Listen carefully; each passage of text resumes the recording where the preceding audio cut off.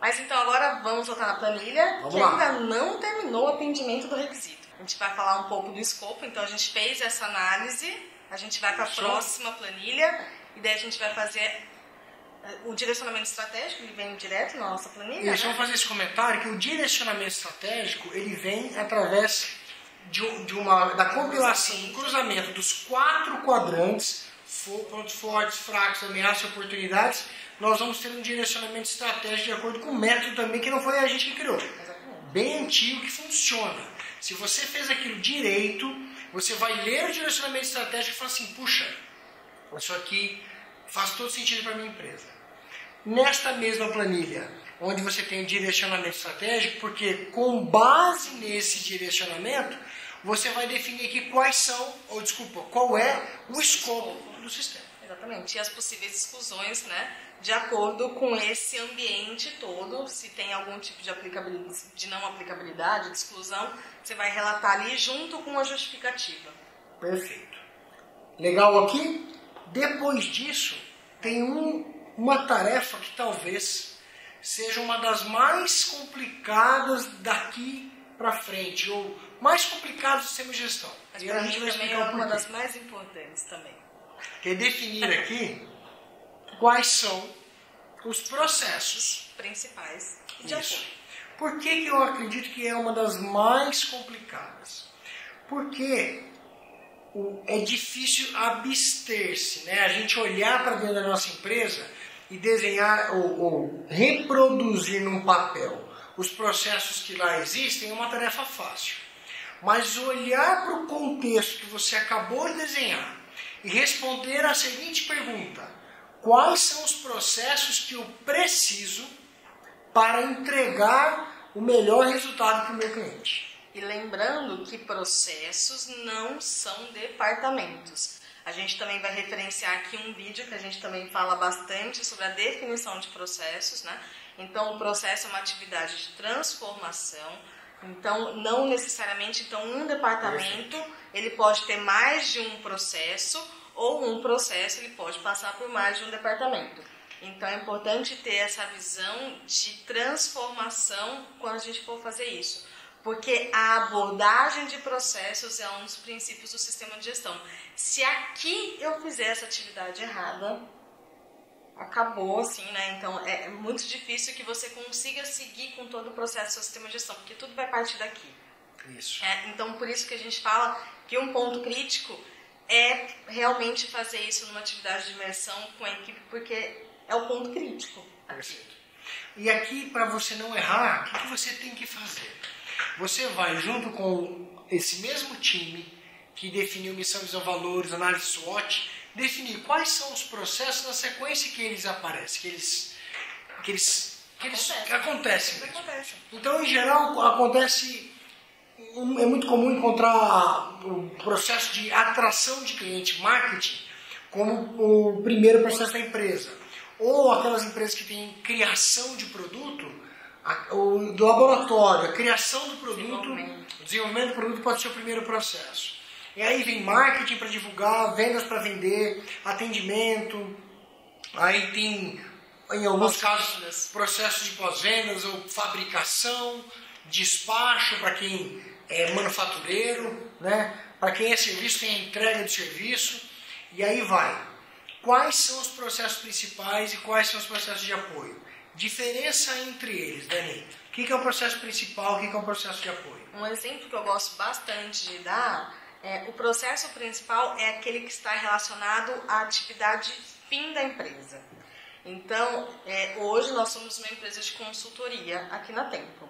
Aqueles processos que estão ligados com a minha atividade fim, que é a consultoria, são os processos principais. Aqueles processos que, se eu mudar a atividade fim, eles continuam existindo na minha empresa, são os processos de apoio. Então, financeiro. Se hoje a Tempo resolver não ser mais uma empresa de consultoria e ser uma construtora, eu vou ter financeiro? Vou ter financeiro. Eu vou ter recursos humanos? Vou ter recursos humanos. Eu vou ter marketing? Vou ter marketing. Então, são processos de apoio, são aqueles processos que não estão ligados com a atividade fim da empresa.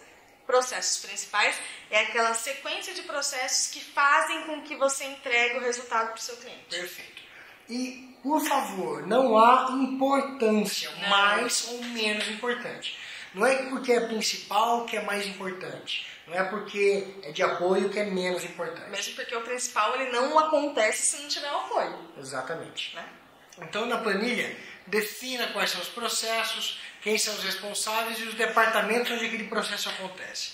Aqui, o que a gente propõe é que a sua empresa comece a pensar mais em processo do que departamento.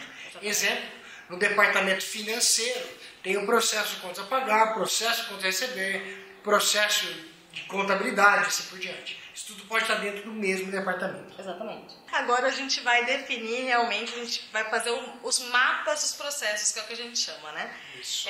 No item 4, que é um item que 4.4, que é esse contexto, sistema de gestão da qualidade e seus processos, ele é um item que ele exige, ele pede informação documentada de algumas coisas. Então, a gente atendeu por meio dessa tartaruga turbinada, que é uma marca registrada nossa. A gente fez umas mudanças na tartaruga e a gente atendeu todos os requisitos por meio dessa tartaruga turbinada. Há também uma referência de um artigo que eu próprio escrevi sobre o mapeamento de processo, e aqui você vai ter ainda mais riqueza de detalhes, mas dá uma lida no artigo que é sempre legal. Tem um vídeo também só sobre isso. Tem um vídeo só sobre isso. Nossa, o que mais tem aqui é documento. Você vai entender esse negócio de qualquer forma. Não tem jeito. Mas vamos lá. Ó, depois, vou voltar lá na planilha, depois que você concluiu os processos principais de apoio, nós precisamos detalhar cada um deles. E não dá para pular etapas ou não fazer de um determinado processo. A gente precisa disso para todos, de todos os processos. Então, para ficar bem didático, eu vou seguir um roteiro nessa planilha que te ajuda a criar um mapeamento de processo sem muita dificuldade. Vamos lá? Bom, primeira coisa, vai definir aqui em cima qual é o processo que está sendo mapeado. Na sequência, você vai dizer aqui quem é o responsável por ele. Legal? Depois de definir o responsável, você vai responder uma pergunta para preencher esse campo objetivo. Este processo existe para. Este processo existe com a finalidade de. Uma pausa aqui. O que é muito comum acontecer. Empresas mapeando o processo, quando vão responder essa pergunta, não encontram uma resposta objetiva, clara, concisa. Reveja. Muitas empresas que passaram por aqui eliminaram aquele processo. Falaram, puxa, a gente não conseguiu responder. E chegamos à conclusão que aquilo não deveria existir mais. Parabéns para você, não há problema nenhum com isso. O mapeamento de processos é uma das principais ferramentas utilizadas na empresa para análise de gargalos. Justamente por conta disso, porque você se obriga a pensar dentro desses detalhes de cada processo. Perfeito. Uma vez que você definiu o objetivo, então aquele processo existe para, vem aqui para o lado direito e diz quais são os 4, no máximo 4. Recomendamos 1 ou 2 itens que são utilizados para monitorar se aquele objetivo está sendo atingido ou não. Então, aquele processo existe com um determinado objetivo que está claro. Como que a gente mede, monitora se aquele objetivo é atingido ou não. Show? Certo. Vamos seguir então. Agora, olha só, você vem aqui para o meio. Ó. Quais são as atividades que precisam ser executadas para que este objetivo seja atingido? Então, você vai listar ali, de novo, é o que você precisa, não é o que você faz. E aqui também tem uma série de atividades também que sai fora. Isso. Você fala, por que eu faço isso? Perfeito, porque fazendo isso você está revalidando aquilo que você precisa. E muitas vezes você está fazendo errado. E implementar o sistema de gestão da qualidade é uma oportunidade de melhorar, de corrigir. Tá? Quais são as atividades que eu preciso para cumprir o objetivo? Na sequência, vem para o lado esquerdo e diz aqui, ó, essas atividades, para serem bem executadas, dependem de que entradas? Lista as entradas aqui. Em geral, essa entrada é a saída do processo anterior. Legal? As entradas depois de trabalhadas e processadas nessas atividades, geram que saídas? Então você está aí executando tarefas com um objetivo a ser atingido, que quando executadas geram saídas. Liste as saídas. E um pulo do gato, que gera muita confusão. Como você vai verificar se estas saídas são conformes? Se aquele pedacinho daquele processo está dando certo ou está dando errado, você vai listar aqui os requisitos de saída. Para não errar aqui é só responder. Como eu verifico se essa saída está certa ou errada? Exatamente. E aqui também tem um outro pulo do gato. Porque já que a entrada do processo é a saída do processo seguinte, aqui a gente consegue identificar gargalos de passagem de bastão. Então, o que é isso? Eu tenho que fazer um relatório financeiro que é utilizado o RH, por exemplo, tem que fazer um fechamento de ponto para passar para o financeiro. Daí eu faço o fechamento de ponto ali e eu passo para o financeiro. Só que toda vez que eu passo para o financeiro precisa retrabalhar algum tipo de informação, porque eu não faço o relatório, eu passo o relatório do jeito que eu acho que é legal, mas eu não passo o relatório do jeito que eu preciso para ter o outro processo. Então tem um gargalo de retrabalho aí que a gente chama de gargalo de passagem de bastão. Será que o que eu estou entregando é realmente o que o processo seguinte precisa? Porque se eu entregar conforme os requisitos de entrada também, eu elimino esse retrabalho. Porque eu já vou ter que fazer o relatório mesmo. Então eu já faço conforme o que o processo seguinte precisa. Isso. Uma pergunta inteligente é o que o próximo processo precisa de saída. Exatamente. Então você vai perguntar quais são as saídas que ele gera e o que eu preciso, e o que o próximo precisa de saída. Exatamente. E o requisito de saída é, como eu verifico se essa saída está certo ou errado? Não tem nada a ver com monitoramento aqui do lado. Nada a ver. Nada a ver. Fechou a parte de cima? Vamos para a parte de baixo e encerrar aqui o mapeamento de processo. Tão lindo. Maravilhoso. Quais são os conhecimentos necessários para que as pessoas que executam essas tarefas façam ela à perfeição?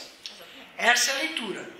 Então, esqueça as pessoas que fazem parte do processo nesse momento e liste quais são os conhecimentos necessários para que aquelas atividades sejam executadas à perfeição.